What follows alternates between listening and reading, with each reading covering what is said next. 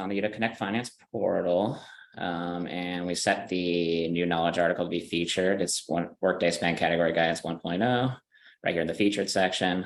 You can still get to it via the knowledge bases and browse by subject and all that. It'll be in the accounting knowledge base, as well as the accounting browse by subject. So you could get to it that way, but we will have it featured since it's a kind of new hot topic for now. And I'm going to pop over to the guidance. So again, this is version 1.0. This is just our initial kind of draft, but we really wanted to get something up that you could just start using now. So just know that this is version 1.0. We wanted to call it 1.0 just so it's very clear that this is an iterative document. We'll be continuing to gather feedback, make improvements, and all that.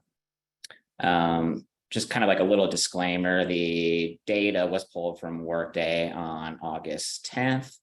So it's possible that what you see in the guide may not be a perfect match to what's in Workday. So always refer to the production environment in Workday for the most up-to-date real-time data. But I will be, closely partnering with the Recorder Report team and other business partners to make sure that this gets updated as those changes happen as quickly as we can. But just want to make that question. Yeah. Would it be possible to put the link for this article in the chat as you're going so that people that want to kind of self-follow along can? Yeah, let's do that for sure. Thank you. So let me find my chat. There you go. So if you want to pull it up side by side it. So yeah, that's the little kind of disclaimer. We will be continuing to update it, like I mentioned. So for requests to set up new, update, or deactivate existing spend categories, where you go to do that is the Foundation Data Model FDM Data Element Request form. When you're on that form, you can set the request to be a local request. And then when you set it to be a local request, the drop down will be spend category where you can submit those type of requests.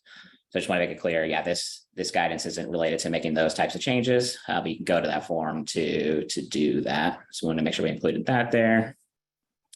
And then now onto the guidance itself. So the purpose of this 1.0 is to provide you a list of all active spend categories in Workday.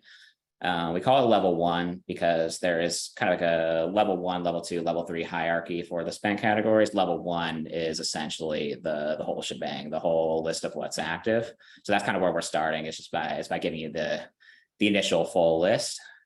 But in addition to the full list, we also included some columns that you can filter by to be able to drill into some more detail. So included on the list are the spend category IDs and names. Context-wise, those are pretty self-explanatory.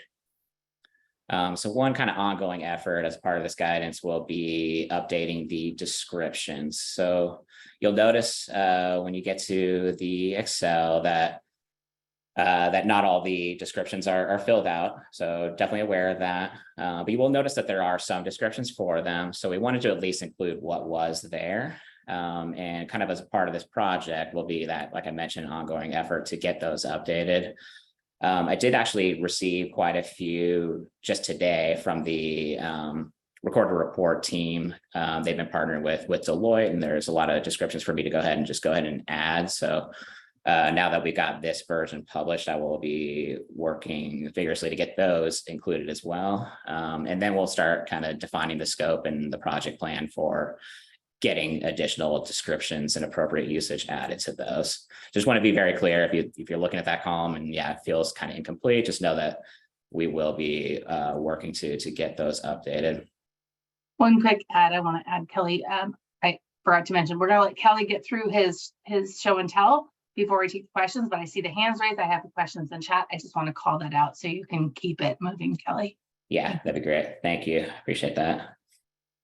And then our next column is expense. As procurement. And for that procurement column, so if you filter by that means that those are the spend categories that are enabled for ProCard requisitions, POs, and ISDs. And then if you're filtering by expense, those will be ones that are included in travel and expense, non-travel for employee, CTA, and field advance. And it's for supplier invoice, if you're filtering by that column. And I'll show you kind of how to do the filters and everything like that and kind of what your options are. So we'll get to that once I finish this table, but this is just to help give you a little bit of context as you're navigating the Excel. That would include non-PO invoice requests and PO invoices. And then we have the miscellaneous payment module. So that column, you can filter to see which ones are enabled for miscellaneous payment. There's also some additional guidance related to the spend categories for miscellaneous payment in the form of a job aid. So went ahead and included a link out to that job aid, which includes some more guidance there. And this link right here for job aid will bring you directly to that resource. And then for the taxability column, that is categories that the UW tax office have determined are taxable. And then we just refer to the UW tax office if you're looking for some additional tax information. For the IRS 1099 column, that just indicates, which ones are IRS 1099 reportable, and it provides which box actually gets filled on the 1099 miscellaneous form. Refer to the tax office as well for additional tax information. And then our last attribute is the whether it's an asset trackable, yes or no, spend category. And our link out goes to the UW Equipment Inventory Office. And I'm going to go ahead and click that and bring you there just so you can see what that is. So the EIO office actually created a job aid as well as a Excel spreadsheet that gives some additional guidance regarding trackable spend categories. So if you need some additional context and some additional information, those are some great resources that have been created. And then you can also refer back to this list to set the filter. So that's kind of explaining what the different columns are. And then now navigating to sort of the resource itself. So how we built it is it's an embedded Excel spreadsheet. So you should be able to get to here, and it's kind of just like if you're working in an Excel, you can't make edits to the cells and everything like that. But you can come to these arrows and set your filters as a way to narrow in on certain information. So just to keep it quick, I'm just going to do a couple of examples just to show you how this resource could be used. So let's say you want to know which spend categories are enabled for miscellaneous payment, and that you would also like to know out of those which ones are IRS 1099 reportable. So what you could do is come to this where it says miscellaneous payment. Looks like I may need to refresh. Give me 1 second. So if you come to miscellaneous payment, you'll see you can click the arrow and set the filters. I can hit the select all to deselect, and then select the yes filter, hit apply.